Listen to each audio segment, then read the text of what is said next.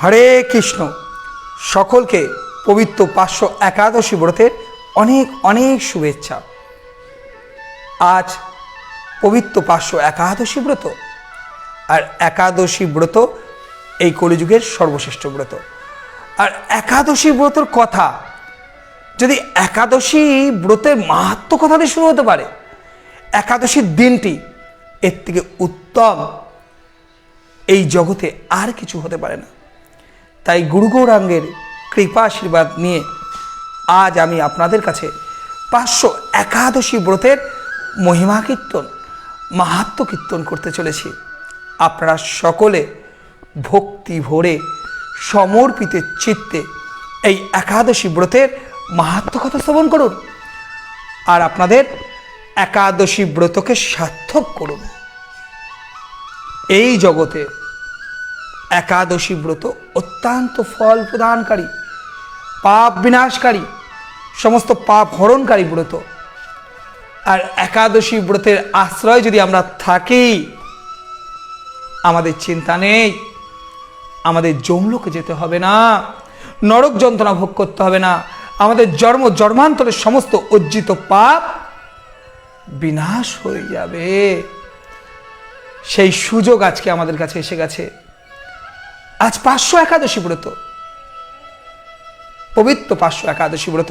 আজ ভগবান 500 পরিবর্তন করেন। শয়ন একাদশীতে ভগবান শয়ন করেছিলেন, আগামী দিনে উত্থান একাদশীতে ভগবান জেগে উঠবেন। আর আজকে ভগবান 500 পরিবর্তন করবেন। তাই অত্যন্ত গুরুত্বপূর্ণ আজকের একাদশী ব্রত, 500 একাদশী ব্রত। ভগবান 500 পরিবর্তন করছেন। আর আজকে বিশেষ রূপে বামনদেবের কথাও আজকে একাদশী ব্রতে আসবে। ভগবান উপেন্দ্র, যিনি বলি মহারাজকে কৃপা করেছিলেন। আসুন আমরা প্রত্যেকে এই একাদশী ব্রতের মহিমা শ্রবণ করে নিই, মাহাত্ম্য শ্রবণ করে নিই। এই 500 একাদশী ব্রতের মাহাত্ম্য কথা ব্রহ্মবৈবর্ত পুরাণে যুধিষ্ঠির মহারাজ ও ভগবান শ্রীকৃষ্ণের কথোপকথনের সংবাদে প্রকাশ পেয়েছে। ভগবান শ্রীকৃষ্ণ, যিনি সকল কারণের কারণ, তারই প্রিয় ভক্ত যুধিষ্ঠির মহারাজকে এই একাদশী ব্রত সম্পর্কে বর্ণনা করলেন। যুধিষ্ঠির মহারাজ ভগবান শ্রীকৃষ্ণকে জিজ্ঞেস করলেন, হে কৃষ্ণ, ভাদ্র মাসের শুক্লাপক্ষের একাদশীর কি নাম? এই ব্রত পালনের কি বিধি? ব্রত পালনেই বা কি ফল, পুণ্য ফল লাভ হয়? কিভাবে এই ব্রত পালন করব?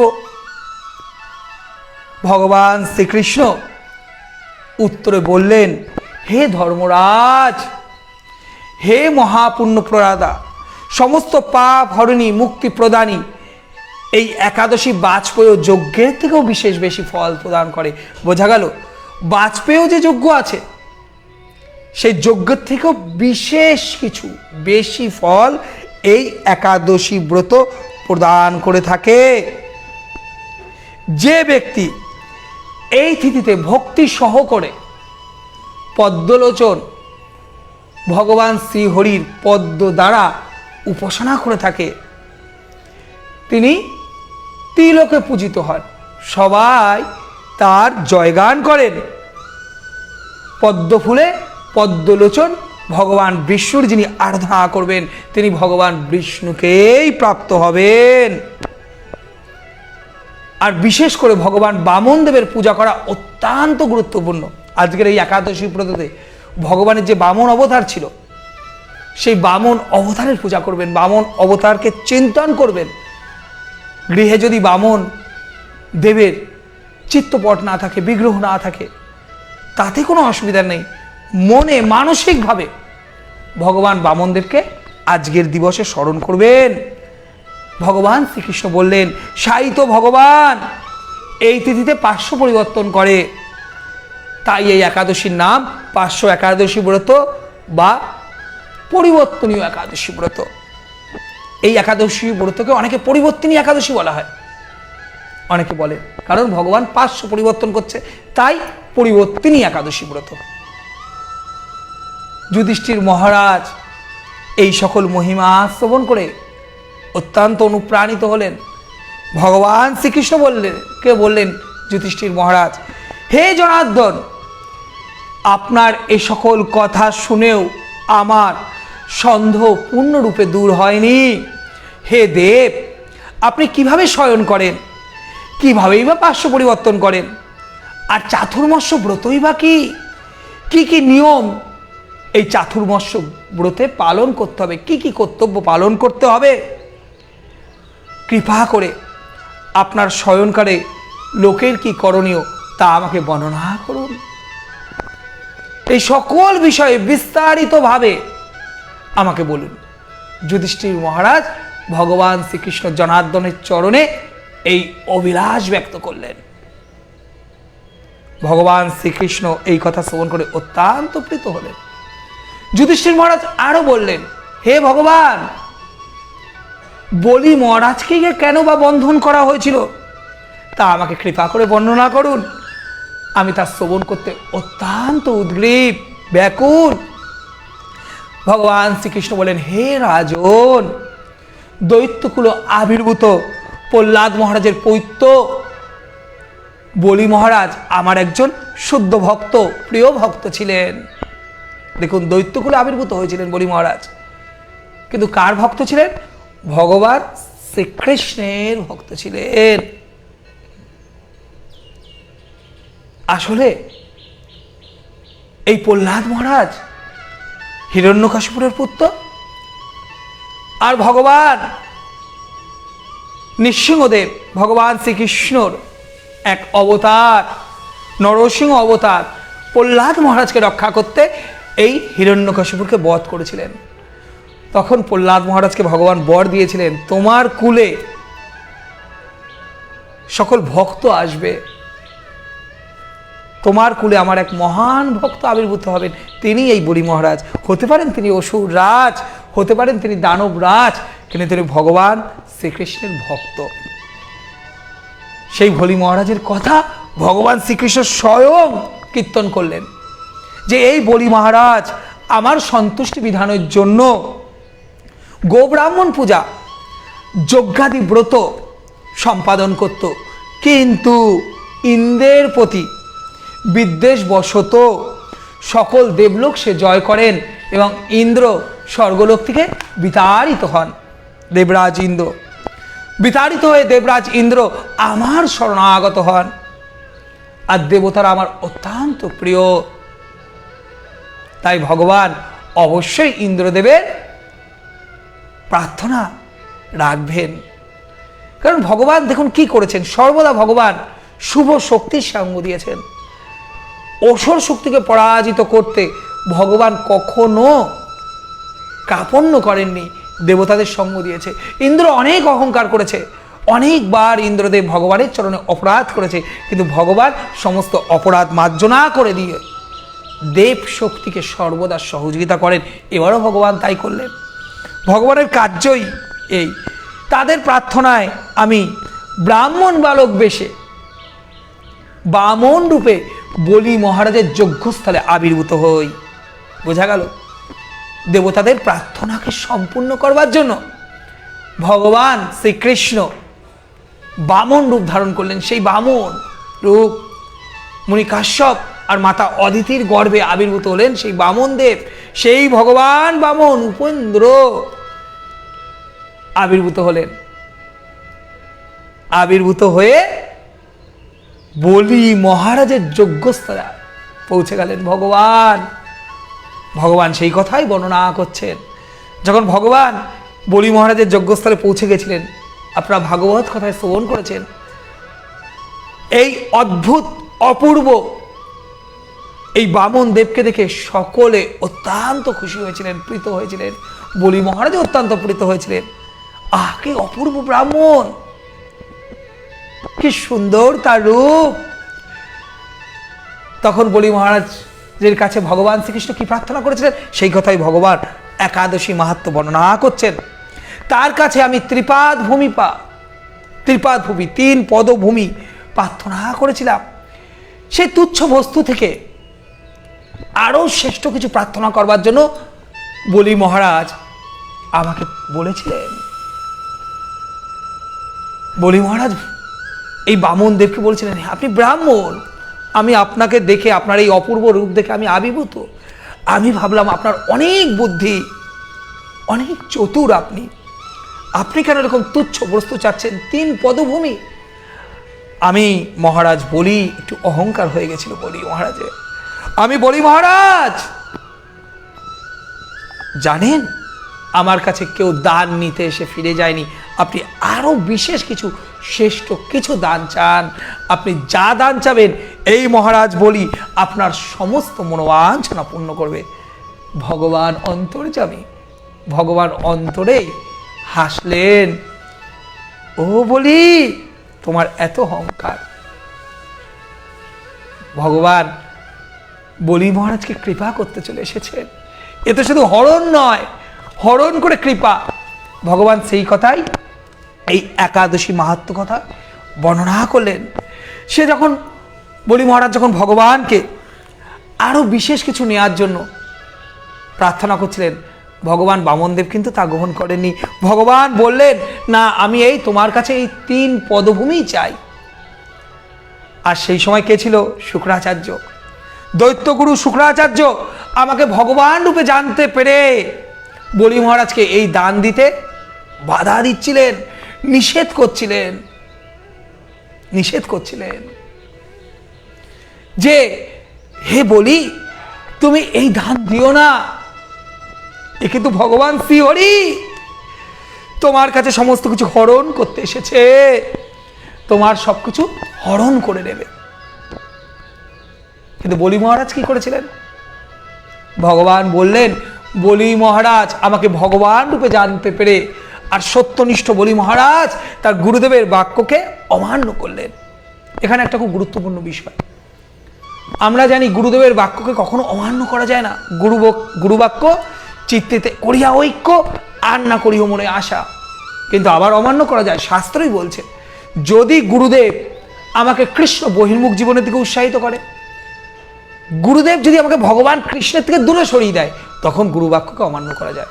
আপনারা জানবেন সেই গুরু নয় যিনি আমাকে শিষ্যকে কৃষ্ণ ভাবনামিত পথে থাকতে উৎসাহিত না করেন। যদি কৃষ্ণ বিদ্বেষী হন গুরুদেব, তখন কিন্তু সেই গুরুদেবকে ত্যাগ করা যায়। বলি মহারাজ তার গুরুদেব শুক্রাচার্যকে অমান্য করলেন। এই শুক্রাচার্যই কিন্তু বলি মহারাজকে সঞ্জীবনী শক্তি দিয়ে জীবিত করে দিয়েছিলেন। কিন্তু বলি মহারাজ জানতেন সর্বশ্রেষ্ঠ আমার গোবিন্দ, সেই ভগবান শ্রীহরি যখন আমার যজ্ঞস্থলে এসেছে, গুরুদেব যদি আমাকে ভগবানের সেবা করতে বিরত করে, আমি গুরুদেবের বাক্যকেও মানতে পারবো না। তাই বলি মহারাজ কি করলেন? গুরুদেবের বাক্যকে অমান্য করলেন।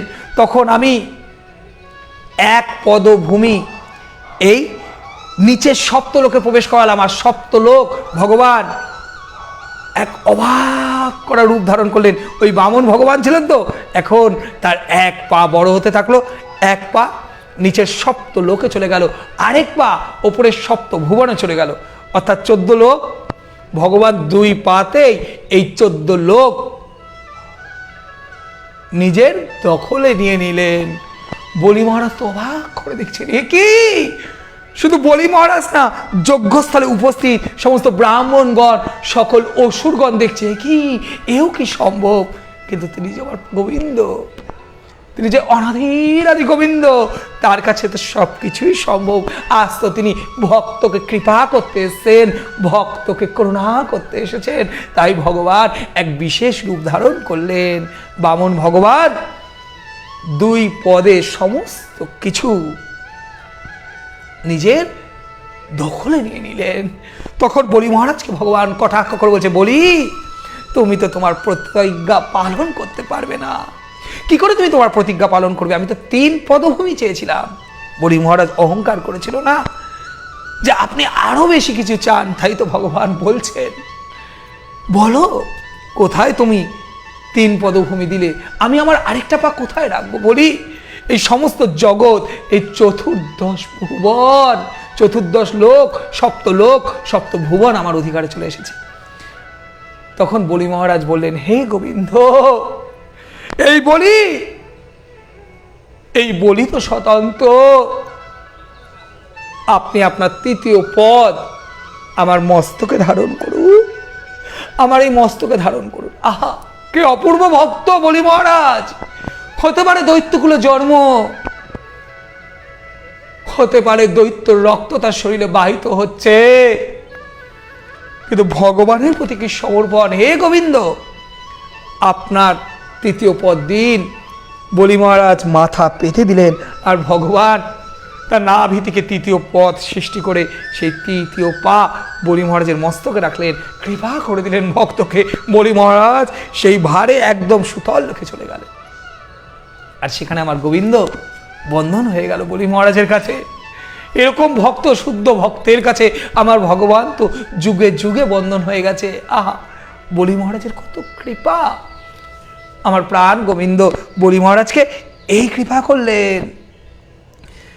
বলি মহারাজের আচরণে সন্তুষ্ট হয়ে ভগবান বলি মহারাজকে বর দিলেন, হে বলি, আমি সর্বদা তোমার সাথেই থাকবো, এই প্রতিশ্রুতি আমি দিলাম। ভগবান বলি মহারাজের দ্বার রক্ষী রূপে রইলেন। আহা, আর অনেক কথা আছে ভাগবতমে, সেই সকল কথা আমরা ভাগবত কথায় আলোকপাত করেছি। আজ মাহাত্ম্য কথার মধ্যে বেশি বিস্তৃত করব না, খুব অপূর্ব লীলা কথা, যদি সম্ভব হয় আগামীকাল আমি বর্ণনা করব। আর আজকে মনে আছে তো সকলে, আজকে লাইভে সকলে থাকবেন সন্ধ্যেবেলা। তাই এইভাবে ভগবান বিশেষভাবে বলি মহারাজকে কৃপা করলেন। তাই তো ভগবান যুধিষ্ঠির মহারাজকে এই 581 ব্রতের মাহাত্ম্য কথা কীর্তন করতে থাকলেন। ভাদ্র শুক্লপক্ষে একাদশীতে ভগবান শ্রী বামন দেবের মূর্তি বলি মহারাজের আশ্রমে স্থাপিত হল। বোঝা গেল, বলি মহারাজ ভগবানের এই মূর্তিকে স্থাপন করলেন। দ্বিতীয় মূর্তি ক্ষীরসাগরে, ভগবান শ্রীহরি ক্ষীরসাগরে থাকেন। সেই অনন্তদেবের কোলে শয়ন একাদশী থেকে উত্থান একাদশী পর্যন্ত, বোঝা গেল, শায়িত অবস্থা থাকে। আর এই মাঝে আজকের দিবসে ভগবান কি করেন, 500 পরিবর্তন করেন। ভগবান 500 পরিবর্তন করে বলে আজকেরটা 581 ব্রত। আর এই 4 মাসকে কি বলা হয়, চাতুর্মাস্য ব্রত। এই চাতুর্মাস্য ব্রত পালন করতে হয়। ভগবান শ্রীকৃষ্ণ আমাদেরকে দিক নির্দেশ করছেন। এই 4 মাস ভগবান শয়ন অবস্থায় রয়েছেন।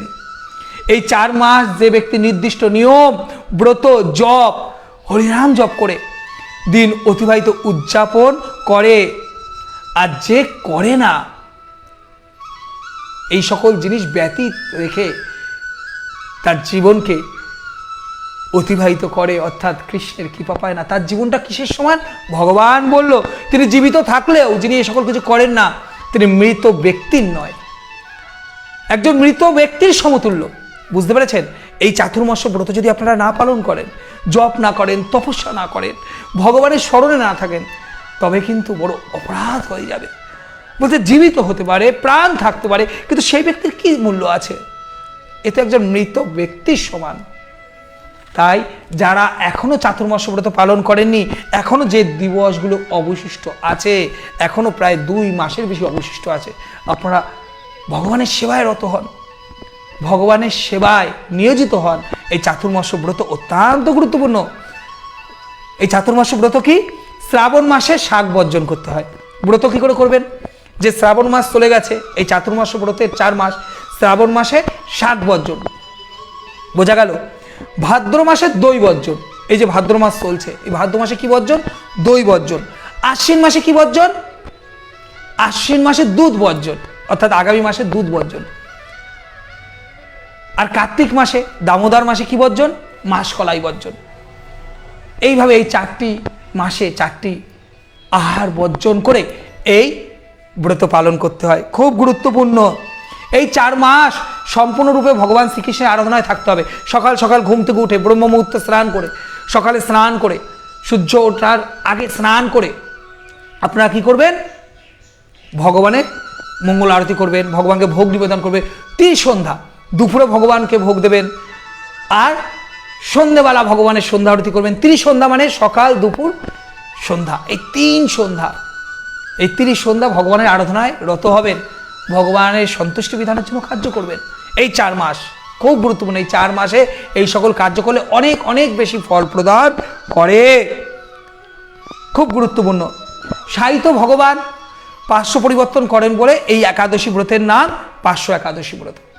আমরা তো শ্রবণ করলাম, ভগবান জানেন এই একাদশী ব্রত পালনে সহস্র সহস্র অশ্বমেধ যজ্ঞের ফল লাভ হয়। বোঝা গেল? এই একাদশী ব্রত যদি পালন করেন সহস্র একাদশী ব্রতে এর সহস্র একাদশী যজ্ঞের ফল হবে, অশ্বমেধ যজ্ঞের। তাই আপনারা সকলকে অনুরোধ, এই একাদশী ব্রত পালন করুন। যারা লাইভে আছেন, আজকের এই একাদশী ব্রতের মাহাত্ম্য কথা শ্রবণ করলেন, ভগবান বামন দেবের কথা শ্রবণ করলেন, ভক্ত বলি মহারাজের কথা শ্রবণ করলেন। সকলে একবার আজকে ভক্তের জয়গান করি। ভক্ত বলি মহারাজের জয় বলুন। প্রত্যেকে যারা লাইভে আছেন একবার ভক্ত বলি মহারাজের জয় বলুন। ভগবানের জয়গান তো আমরা সকলে দিই, একাদশী ব্রতের জয়গান দিই। আজ ভক্ত বলি মহারাজের জয়, যিনি ভগবান যার থেকে সমস্ত কিছু হরণ করে সমস্ত কিছু কৃপা করলেন। প্রত্যেকে একাদশী ব্রত পালন করবেন, পঞ্চরবিশস্য বর্জন করবেন। আজকের খুব গুরুত্বপূর্ণ, আজকের সন্ধ্যেবেলা 6:30 সময়, 6:15 থেকে 6:30-র মধ্যে আপনারা প্রভু জগন্নাথের সন্ধ্যা আরতি দর্শন করতে পারবেন। আজকে একাদশী ব্রততে আপনারা প্রভু জগন্নাথের সন্ধ্যা আরতি দর্শন করে আপনাদের একাদশী ব্রতকে মহিমান্বিত করুন। আর আজকে 7:30টায় শ্রীল প্রভুপাদের আমেরিকায় পদার্পণ উপলক্ষে 10 জন বক্তা, আপনারা 10 জন বক্তার শ্রীমুখ থেকে 10 মিনিট করে আজকের শ্রীল প্রভুপাদের কথা শ্রবণ করতে পারবেন এবং আপনারা বিচার করবেন কার কার কথায় আপনারা অনুপ্রাণিত হলেন। আপনারা বিচারকের আসন আমি বসালাম আজকে আপনাদেরকে। 10 জন বক্তা আজকে বক্তব্য রাখবে, শ্রীল প্রভুপাদের উপর আলোকপাত করবে। আপনারা বিচারক হিসাবে বিচার করবেন কার কথায় আপনারা বেশি অনুপ্রাণিত হয়েছেন। তাই আপনাদেরকে অনুরোধ, আজকে আপনারা অবশ্যই 7:30 থেকে আমাদের এই বিশেষ আলোচনা পর্বে লাইভে থাকবেন। খুব সুন্দর দত্তপুকুর নামহট্টের উদ্যোগে এই উৎসব পালন হবে। আজকের আমাদের জ্যেষ্ঠ গুরুভগ্নী আমাদের এই সমস্ত অনুষ্ঠানের ব্যয়ভার বহন করেছেন আমাদের মালিনী মাতাজি, পূজ্যপাদ দয়াময় গৌরদাস প্রভুর সহধর্মিণী। তার কন্যা অসুস্থ হয়েছিল, তার কন্যার সুস্থতা প্রার্থনায় সমস্ত ব্যয়ভার আজকের এই অনুষ্ঠানে তারা বহন করেছেন। আজকে 150 ভক্ত প্রসাদ পাবে প্রায় আজকে আমাদের যে অনুষ্ঠান হবে। তাই প্রত্যেকে একবার যার উদ্দেশ্যে এই অনুষ্ঠান, সেই ছিল প্রভুপাদকে স্মরণ করবেন আর প্রভুপাদের কথা শ্রবণ করবেন।